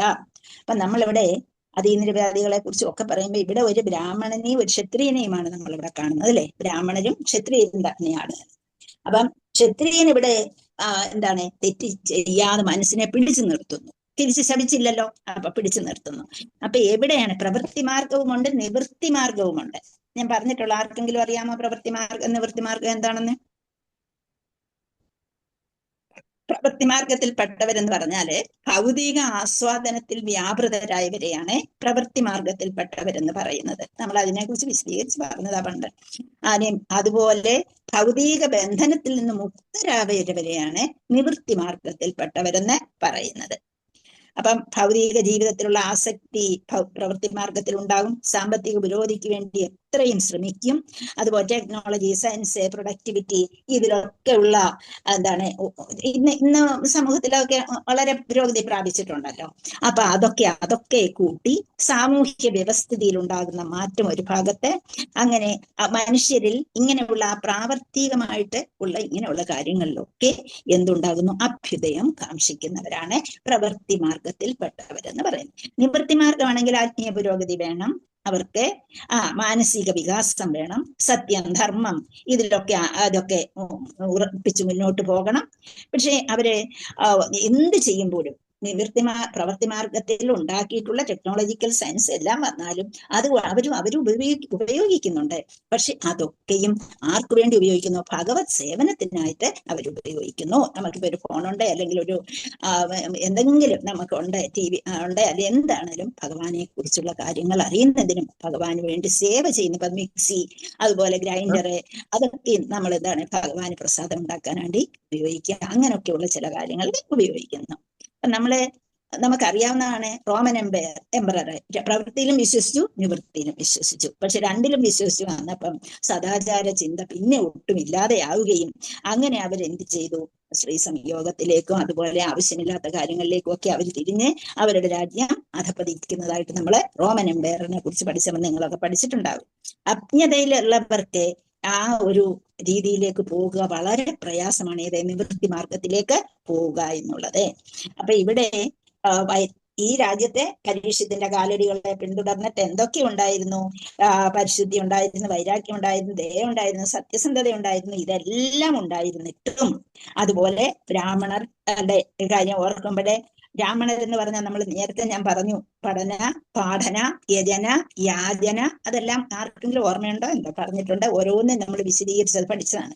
ഇനി അടുത്തത്, ബ്രാഹ്മണർ എപ്പോഴും ശമ എന്ന് പറഞ്ഞാൽ സെൽഫ് കൺട്രോൾ ഉള്ളവരായിരിക്കണം.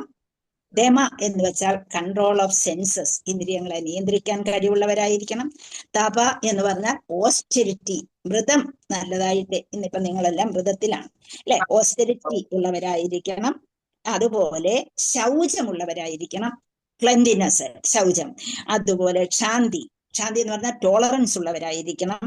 പിന്നെ ആർജവം ഉള്ളവരായിരിക്കണം, സിംപ്ലിസിറ്റി ഉള്ളവരായിരിക്കണം. പിന്നെ ജ്ഞാനം, തിയററ്റിക്കലായിട്ടുള്ള നോളജിനാണ് ജ്ഞാനം എന്ന് പറയുന്നത്. പിന്നെ വിജ്ഞാനം എന്ന് പറഞ്ഞാൽ അതിനെ പുട്ട് ഇൻ ടു പ്രാക്ടീസ് എന്ന് പറഞ്ഞാൽ ആ ജ്ഞാനത്തെ നമ്മൾ അനുഭവവേദ്യമാക്കി തീർക്കുമ്പോഴാണ് അത് വിജ്ഞാനമാക്കി തീർക്കുന്നത്. പിന്നെ ആസ്തിക്യം എന്ന് വെച്ചാൽ സ്ക്രിപ്റ്റേഴ്സിൽ വിശ്വാസമുള്ളവരും ആയിരിക്കണം. അപ്പൊ ആ ഒരു രാജ്യത്ത് ഇങ്ങനെയുള്ള ബ്രാഹ്മണർ, യജന, പാഠന എന്ന് വെച്ചാൽ പഠിക്കുക, മറ്റുള്ളവരെ പഠിപ്പിക്കുക, വർഷിപ്പ് ചെയ്യുക, മറ്റുള്ളവരെ കൊണ്ട് വർഷിപ്പ് ചെയ്യിപ്പിക്കുക, ഇങ്ങനെ ഒരുപാട് കാര്യം. ദാനം കൊടുക്കുക, ദാനം വാങ്ങിക്കുക, ഇതൊക്കെ ബ്രാഹ്മണന്റെ പ്രത്യേകതകളാണ്. അപ്പൊ ഇതൊക്കെ വെച്ചുകൊണ്ട് ആ രാജ്യം മുന്നോട്ട് പോകും. ഇവിടെ അതെല്ലാം ഉണ്ടായിരുന്നു ഈ രാജ്യത്തെ, എന്നിട്ടും രാജാവ് പോകാൻ പോകുന്നു എന്നുള്ളതാണ്. അപ്പം അതീന്ദ്രിയ ഭൗതികവാദികളെ ആ ദ്വൈതമില്ലാതെ ഈ രീതിയിൽ ഞാനിപ്പോ ഇത്രയും പറഞ്ഞ കാര്യങ്ങൾ ഇതെന്തുകൊണ്ടാണ്? മറ്റുള്ളവരെ പഠിപ്പിച്ചു കൊടുക്കുകയാണ് ഈ ബ്രാഹ്മണരെ ചെയ്യുന്നത്. അപ്പം ദ്വൈതങ്ങൾ ഇല്ലാതെ ആക്കുക, ആത്മജ്ഞാനപരമായിട്ടും അതീന്ദ്രപരമായിട്ടും അതിനെ ഉയർത്തിക്കൊണ്ട് വരിക എന്നുള്ളതാണ് നമ്മളിവിടെ കാണുന്നത്. അപ്പം അതീന്ദ്രവാദികളെ പ്രായോഗിക സിദ്ധാന്ത ദാർശനികരും അഥവാ പ്രായോഗിക ജ്ഞാനത്തെ മാത്രം കണക്കിലെടുക്കുന്ന തത്വജ്ഞാനികളും യോഗികളും ഭഗവത് ഭക്തരുമാകുന്നു. അപ്പൊ ആരൊക്കെയാണ് ഉള്ളത് എന്നുള്ളതാണ്. ഒരു ലോകമായി കഴിഞ്ഞാൽ അവിടെ ആരൊക്കെ ഉണ്ട്? യോഗികളുണ്ട്, ഭഗവത് ഭക്തരുണ്ട്, പ്രായോഗിക സിദ്ധാന്തക്കാരുണ്ട്, ദാർശനികരുണ്ട്, അങ്ങനെ പലവിധം ആൾക്കാര് ഉള്ളടമാണ് ഒരു രാജ്യം എന്ന് പറയുമ്പോൾ പല വിധത്തിലുള്ള ജനങ്ങൾ അവിടെ ഉണ്ടായിരിക്കും. അത് പലരും പല സ്വഭാവത്തിലുള്ളവരും ആയിരിക്കും. അപ്പൊ അങ്ങനെ പരിപൂർണവും നിരപേക്ഷവും പരവുമായ പരബ്രഹ്മ അസ്തിത്വത്തിൽ വിവേകിക്കുന്ന പരിപൂർണനെ ലക്ഷ്യം. അപ്പൊ ഇവരൊക്കെയും പലരും ഉദ്ദേശിക്കുന്നത് എന്താണ്? ഭഗവാനിലെത്തണം, ഭഗവാനിൽ ലയിക്കണം എന്നാണ് പറയുന്നത്. പലരും ഭഗവാനിൽ ലയിക്കണം. അപ്പൊ ഭഗവാനിൽ ലയിക്കുകയും ഭഗവാനിൽ എത്തുകയും തമ്മിലുള്ള വ്യത്യാസം എന്താണ്? ആർക്ക് പറയാം? ലയിക്കണം, ഭഗവാനിൽ എത്തണം എന്ന് പറയുന്നത്, ഭഗവാന്റെ അടുത്ത് എത്തണം, ഭഗവാനിൽ ലയിക്കണം, ഇത് തമ്മിലുള്ള വ്യത്യാസം എന്താണ്? ലയിക്കുകയല്ലേ നല്ലത്? ലയിക്കുക ബ്രഹ്മജ്യോതിയിൽ ലയിക്കുക, അവര് യോഗികൾ ഇവരൊക്കെയാണ് അത് ആശിക്കുന്നത്. പക്ഷെ കൃഷ്ണബോധം, കൃഷ്ണനിലേക്ക് എത്തണം എന്ന് വിചാരിച്ച ഭക്തിയോഗികള് ഭഗവാനിലേക്ക് എത്തും. ലയിക്കുക എന്ന് പറയുമ്പോ ഇപ്പൊ മാതാജി പറഞ്ഞ താങ്ക് യു മാതാജി. അപ്പൊ ആ ഒരു ലയിക്കുക മീൻസ് നമ്മൾ ഭഗവാനിലേക്ക് അങ്ങ് ചേരുക എന്ന് വെച്ചാൽ യഥാർത്ഥത്തിൽ ഒരു കുഞ്ഞ് അമ്മയിൽ നിന്നാണ് വരുന്നത്. ആ കുഞ്ഞ് തിരിച്ച് അമ്മയിലേക്ക് കയറണം, വയറ്റിലേക്ക് കയറണം എന്ന് വെച്ചാൽ നടക്കൂ. അപ്പൊ അതുപോലെ എന്താണ് ആഗ്രഹിക്കുന്നത്? അതാണ് ഇവിടെ ആഗ്രഹം എന്ന് വെച്ചാൽ ഭഗവാനിൽ നിന്നാണ് വന്നത്, എനിക്ക് ഭഗവാനിൽ നിന്നെങ്കിൽ ലയിക്കണം. അപ്പം ഭഗവാൻ ലയിക്കാൻ ഒരു ഭാഗം കൊടുത്തു. എന്താണത്? ലയിക്കാൻ നിങ്ങൾ പോയി ലയിച്ചു. എന്താണ്? ബ്രഹ്മജ്യോതിസ് അല്ലെ? ഭഗവാനിൽ നിന്ന്, ഗോലോക വൃന്ദാവനത്തിൽ നിന്ന് ഭഗവാനിൽ നിന്ന് വരുന്ന ആ തേജസ്സാണ് ഈ ബ്രഹ്മജ്യോതിയായിട്ട് അവിടെ കാണുന്നത്, ആ ബ്രഹ്മജ്യോതിസായിട്ട്. അപ്പൊ ആ ബ്രഹ്മജ്യോതിസിൽ നിങ്ങൾ പൊക്കോളൂ എന്നും പറഞ്ഞ് ഭഗവാന്റെ പാദത്തിലേക്ക് ഭഗവാനിലേക്ക് ലയിച്ചു എന്ന് പറഞ്ഞാൽ ബ്രഹ്മജ്യോതിസിലേക്ക് ലയിച്ചു പോയി. അപ്പൊ ഭഗവാനിലേക്ക് അടുക്കുക എന്ന് പറഞ്ഞാൽ എന്താണ്? ഭഗവാന് സേവ ചെയ്ത് ഭഗവാനിലേക്ക് എത്തുക, ഭഗവാന്റെ അടുത്തേക്ക് എത്തുക. എപ്പോഴും നമ്മളെല്ലാം ആത്മാക്കളാണ്, ഭഗവാനും അത് തന്നെയാണ്. അപ്പൊ നമ്മൾ ഒരിക്കലും ഇല്ലാതാകത്തില്ല. നമ്മൾ എത്ര വിചാരിച്ചില്ല എനിക്ക് ഈ ലോകത്തിൽ നിന്ന് പോകണം, കഷ്ടപ്പാടാണ്, അതാണ് ഇതാണ് എന്നൊക്കെ നമ്മൾ പറയുമ്പോഴും നമ്മൾ ഇല്ലാതാകുന്നില്ല. നമ്മൾ പിന്നെയും കഷ്ടപ്പാടിലേക്ക് തന്നെയാണ് പോകാൻ പോകുന്നതെന്ന് നമ്മളെ അറിഞ്ഞുകൊണ്ട് വേണം നമ്മളത് പ്രാർത്ഥിക്കാനായിട്ട്. അപ്പം ഭഗവാനിൽ ലയിക്കുന്നത് നല്ലതെന്നാണ് ഈ കേരളം മുഴുവനും ലയിക്കുന്നതാണ്, എല്ലാവരും ലയിക്കാൻ ഇഷ്ടപ്പെടുന്നവരുമാണ് അല്ലെ? അങ്ങനെ ആ ലയനം കൊണ്ട് ഫലമില്ല. വീണ്ടും ബ്രഹ്മാവ് തിരിച്ചു പോരുമ്പോ ഇനി പോരണം, ഇവിടെ വന്നിട്ട് വീണ്ടും ആദ്യ തൊട്ട് 1, 2, 3 എന്ന് തുടങ്ങുകയും ചെയ്യണം എന്നുള്ളത് അവരറിയുന്നതേ ഇല്ല. അവരതിന് യാതൊരു പ്രാധാന്യവും കൊടുക്കുന്നുമില്ല, അവർക്കത് മതി എന്നുള്ളതാണ്. അപ്പം യോഗികൾ സർവ്വവ്യാപിയായ പരമാത്മാവിനെ ദർശിക്കുന്നതിനെ അഥവാ ഗ്രഹിക്കുന്നതിനെ ലക്ഷ്യീകരിക്കുന്നു. ഭഗവത് ഭക്തർ പരമദിവ്യോത്തമ പുരുഷന്റെ അഥവാ ഭഗവാന്റെ അതീന്ദ്ര പ്രേമസേവനത്തിൽ നിരതരായിരിക്കുന്നു. അപ്പം പരബ്രഹ്മവും പരമാത്മാവും ഭഗവാനുമെല്ലാം സർവാതിശയവും ആത്മജ്ഞാനവുമായ ഒരേ അതീന്ദ്രന്റെ വ്യത്യസ്ത രൂപങ്ങളാകയാൽ, ഭഗവാന്റെ തന്നെ വ്യത്യസ്ത രൂപങ്ങളാണ് ഇതെല്ലാം.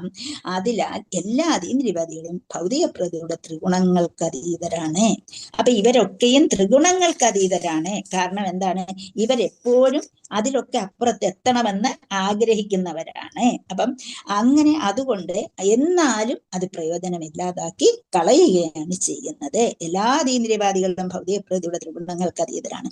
ഭൗതിക ദുഃഖങ്ങളും സന്തോഷങ്ങളും എല്ലാം ത്രിഗുണങ്ങളുടെ ഫലമായി ഉളവാകുന്നതുമാണ്. അപ്പൊ നമുക്കറിയാം ത്രിഗുണങ്ങളുടെ ഫലമായിട്ട് എന്തെല്ലാം കഷ്ടതകളാണ് അനുഭവിക്കേണ്ടി വരുന്നതെന്ന് നമുക്ക് അറിയാം. നമ്മുടെ മനസ്സിനെ ശരിക്ക് പിടിച്ചു നിർത്താൻ ഈ ത്രിഗുണങ്ങൾ ഒരിക്കലും അനുവദിക്കുകയില്ല എന്നുള്ളതാണ്. നമ്മളെപ്പോഴും സത്വഗുണത്തിൽ നിൽക്കുന്ന അവസരം വളരെ കുറവായിരിക്കും. രജോ ഗുണത്തിൽ നിൽക്കുമ്പോഴാണ് നമുക്ക് ഈ അഹന്തയും ദേഷ്യവും അത് വേണം ഇത് വേണമെന്നുള്ള ഉണ്ടാകുന്നത്. അപ്പൊ ഇപ്പൊ ഈ കലിയുഗത്തിൽ എന്താണ് ഏറ്റവും പ്രധാനമാണ്? കലിയർദോഷ നിധേരാജൻ അസ്തി ഏകോ മഹാൻ ഗുണഃ കീർത്തനാദേവ കൃഷ്ണസ്യ മുക്തസംഗ പരം പ്രജയത്. അത് മാത്രമാണ് ഇവിടെ ഉള്ള ഒരു ഗുണമെന്ന് മനസ്സിലാക്കിക്കൊണ്ട് നമ്മൾ എപ്പോഴും അത്യാർത്ഥി, കാപട്യം, സത്യഭാഷണം, കൊള്ള, കവർച്ച, ധിക്കാരം ഇങ്ങനെയുള്ള കാര്യങ്ങളെ ഒക്കെ നമ്മളെ നിർഭാഗ്യം, ചതി, ആ ചതിയൊക്കെ നമ്മൾ ഏറ്റവും കാര്യമായിട്ട് എടുക്കേണ്ടതാണ്. കലഹം, അഭിമാന ഗർവം, അതാണ് നമ്മൾ പലരിലും ഉണ്ടാകുന്ന അഭിമാനത്തിലുള്ള ഗർവം. അപ്പൊ ഇതൊക്കെ നമ്മൾ എന്ത് ചെയ്യണം? മാറ്റിയെടുക്കാൻ ശ്രമിക്കുക. അതാണ് നമുക്ക് ചെയ്യാവുന്ന കാര്യം. ഭൗതിക ദുഃഖവും സന്തോഷവും എല്ലാം അവഗണന അർഹിക്കുന്നതാണ്. അങ്ങനെയുള്ള ഭൗതിക ദുഃഖങ്ങളിലും സന്തോഷങ്ങളിലും അതീന്ദ്രിയവാദികൾക്ക് യാതൊരു താല്പര്യവും ഇല്ല. അപ്പം ഇവിടെ ഋഷി ഒരു യോഗിയാണ്, രാജാവ് ഒരു മഹാഭക്തനാണ്. അപ്പൊ ആകയാൽ പരമേച്ഛയാൽ സൃഷ്ടിക്കപ്പെട്ട അവിചാരിത സംഭവത്തിൽ ഇരുവരും നിസ്സംഗതരായിരുന്നു. ഇതെല്ലാം ഇവിടെ നമ്മൾ കാണുന്നത് അങ്ങനെയാണ്. ഇവർ രണ്ടുപേരും രണ്ടു വിധത്തിലും നല്ലവർ തന്നെ ആയിരുന്നു. പക്ഷേ ഭഗവാന്റെ ഇച്ഛ കൊണ്ടാണ് ഇത് സംഭവിച്ചതെന്നും ബാലൻ ഭഗവതേച്ഛയെ സഫലമാക്കാനുള്ള വെറും ഒരു ഉപകരണം മാത്രമായിരുന്നു എന്നും കാണുന്നു. അപ്പം അതുകൊണ്ട് നമ്മൾ നേരത്തെ കണ്ടു, എന്ത് കണ്ടു? ഭഗവാനോട് പ്രാർത്ഥിക്കുന്നു ഭഗവത് ഭക്തൻ. ആരെ? ശമീക ഋഷി. ഭഗവാനെ, എന്റെ മകൻ അറിവില്ലാതെ ചെയ്തു പോയ തെറ്റാണ്, എങ്ങനെയെങ്കിലും അവനെ രക്ഷിക്കണേ എന്ന് പ്രാർത്ഥിക്കുകയാണ് അവിടെ നമ്മൾ കണ്ടത്. അപ്പൊ ആ പ്രാർത്ഥന ആര് കേൾക്കുന്നു? ഭഗവാൻ അത് സ്വീകരിക്കുകയും ചെയ്തു. അതാണ് പ്രധാനമായിട്ടുള്ളത്. പക്ഷേ അവിടെ ഒരു ദോഷം ഉണ്ടായത് എന്താണെന്ന് ചോദിച്ചാൽ, ബ്രാഹ്മണര് ചിന്തിച്ച് പ്രവർത്തിക്കേണ്ടതാണ്. ഞാനിപ്പോ പറഞ്ഞ പോലെ എന്താണ്? പഠന യാചന ഇതെല്ലാം കൊണ്ട് ശമ ദമാസ് ഇതെല്ലാം, അതുകൊണ്ടാണ് ഞാനത് എടുത്തു പറഞ്ഞത് ശമന്തമം എന്നുള്ളത്. അപ്പൊ അത് പ്രത്യേകം പരിശീലിച്ച് വരേണ്ടതാണ്.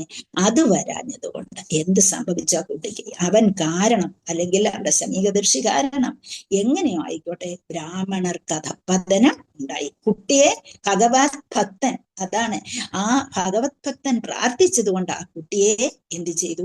രക്ഷിച്ചു. പക്ഷേ സമൂഹത്തിനുണ്ടായ മാറ്റം, കലിയുഗം കലി ആഗ്രഹിച്ചത് എന്തോ അതവിടെ സംഭവിക്കുകയാണ്. അപ്പൊ കലിയുടെ കാലമാണ്, അതവിടെ സംഭവിക്കുക തന്നെ ചെയ്യണമെന്നുള്ളത് ആ ബ്രാഹ്മണ ഭക്തൻ കാണുന്നു. ബ്രാഹ്മണ ഭക്തന്റെ വാക്കുകൾ ഭഗവാൻ കേട്ടു എന്ന് നമ്മൾ കാണുമ്പോൾ ആ സംസ്കാരത്തിന് അഥവാ അധപ്പതനം ഉണ്ടായി സമൂഹത്തിൽ. എന്തുകൊണ്ട്? ഈ സംഭവം കൊണ്ട് എന്നും നമ്മളെ ഇവിടെ കാണുന്നു. അപ്പൊ നമ്മളെ എല്ലാവരും എന്താണ്? പ്രമത്തമുച്ചൈർ എന്താ ചെയ്യാ? പ്രമത്തമുച്ചൈർ പല പല ചിന്തകളിൽ മുഴുകി നമ്മൾ ഇരിക്കുകയാണ്. പ്രമത്തമുച്ചൈർ വികൃത്യ ചിന്തയാ പ്രവൃദ്ധ ലോഭം വിഷയേഷിലാലസം ത്വമപ്രമത്ത സഹസാ വിപത്യസേ ക്ഷുല്ലേലിഹാനോഹരിവാക്കുമന്ദഃ. നമ്മൾ ഇതിനെക്കുറിച്ചൊക്കെ അത് ചെയ്യാം, ഇത് ചെയ്യാം, മറ്റേത് ചെയ്യാം എന്നൊക്കെ പറഞ്ഞ് നമ്മൾ ഓരോ ദിവസവും കഴിച്ചു കൂട്ടുമ്പോഴും ആ ഒരു സമയത്ത് അതാ ഓടി വന്നിട്ട് നമ്മളെ എന്ത് ചെയ്യുന്നു? ആ ഒരു ഇവാക്കുമന്ദഃ, കാലമാകുന്ന പാമ്പിന്റെ പിടിയിലുള്ള ശരീരമാണ് നമ്മുടെ ഇതെന്നെ നമ്മൾ മനസ്സിലാക്കിക്കൊണ്ട് നാശമില്ലാത്ത മനസ്സിനെ ആ ശരീരത്തിന്റെ പിടിയിലാക്കി, അപ്പം വരാൻ പോകുന്ന ആ ഇതിന്റെ പിടിയിലാക്കാതെ നമ്മൾ സംരക്ഷിക്കാൻ നോക്കണം എന്നുള്ളതാണ്. കാലമാകുന്ന പാമ്പിന്റെ പിടിയിലേക്ക് നമ്മളെ വിട്ടുകൊടുക്കാതെ നമ്മൾ എന്ത് ചെയ്യണം? ഭഗവാന്റെ പാദകമലങ്ങളിൽ അഭയം പ്രാപിക്കണം. ഹരേ കൃഷ്ണ. ശ്രീമദ് ഭാഗവതം പ്രഥമസ്കന്ധം 18-ാം അധ്യായത്തിന്റെ വിപ്രശാപോപലംഘനം എന്ന ഭക്തിവേദാന്ത വിശദീകരണം ഇപ്രകാരം സമാപിക്കുന്നു.